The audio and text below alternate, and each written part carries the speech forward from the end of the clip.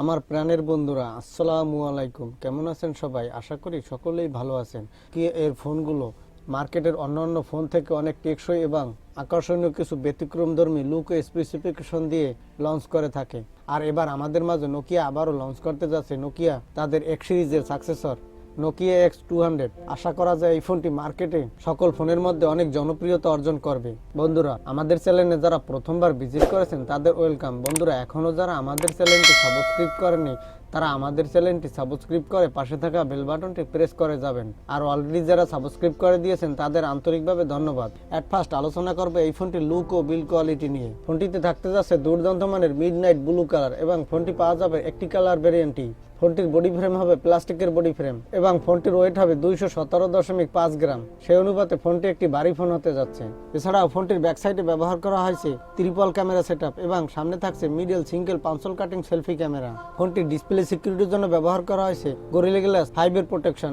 এছাড়াও ফোনটির নিচের দিকে থাকতে যাচ্ছে USB টাইপ সি পোর্ট, পাশেই থাকছে লাউড স্পিকার। তবে ফোনটিতে বক্সে প্রোভাইড করা হতে পারে 3.5 মিলিমিটারের অডিও জ্যাক। আমার কাছে এই ফোনটির লুক ও বিল্ড কোয়ালিটি 25,000 টাকা বাজেটের মধ্যে বেশ চমৎকারই লেগেছে। এই ফোনটিতে ডিসপ্লে হিসেবে ব্যবহার করা হয়েছে 6.67 ইঞ্চি মাপের ফুল HD প্লাস রেজুলেশনের IPS অ্যামোলেড প্যানেল। এই ডিসপ্লেটির রেশিও হবে 20:9 রেশিও এবং রেজুলেশন হবে 1080x2412 পিক্সেল।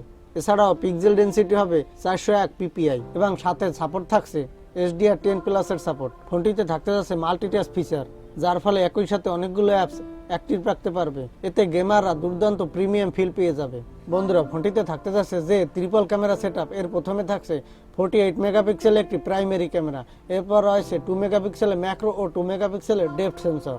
ফোনটির ব্যাকসাইডের ক্যামেরা থেকে 4K রেজুলেশনের 30 fps এর 1080 পিক্সেলের ভিডিও রেকর্ড করার সাপোর্ট পেয়ে যাবেন। এছাড়াও ফোনটিতে সেলফি ক্যামেরা হিসেবে ব্যবহার করা হয়েছে 16 মেগাপিক্সেল একটি সেলফি ক্যামেরা। সেলফি ক্যামেরা থেকে বেশ ভালোই এস্টাবলিশড ভিডিও রেকর্ড করতে পারবেন এবং সেলফি তুলতে পারবেন।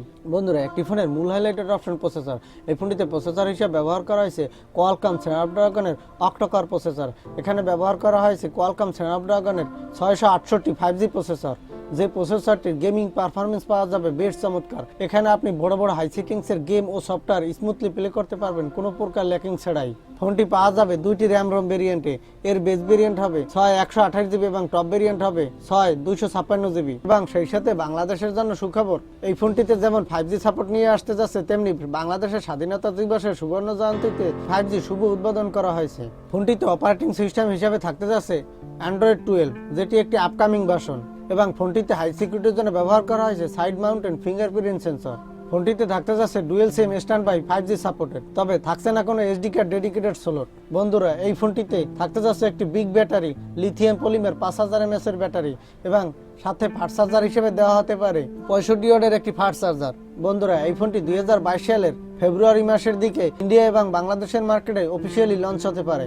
এই ফোনটির ইন্ডিয়ান মার্কেটে প্রাইস হতে পারে 18 থেকে 20,000 রুপি এর আশেপাশে, যেটি বাংলাদেশ মার্কেটে অফিসিয়ালি আসলে পাওয়া যাবে 25,000 টাকার মধ্যে। বন্ধুরা, এই ছিল আজকের ভিডিও। আজকের ভিডিওটি যদি ভালো লাগে লাইক দিন এবং আপনাদের বন্ধু বান্ধবের মাঝে শেয়ার করে দিন। বন্ধুরা, ভালো থাকেন, সুস্থ থাকেন, এই কামনাই করি।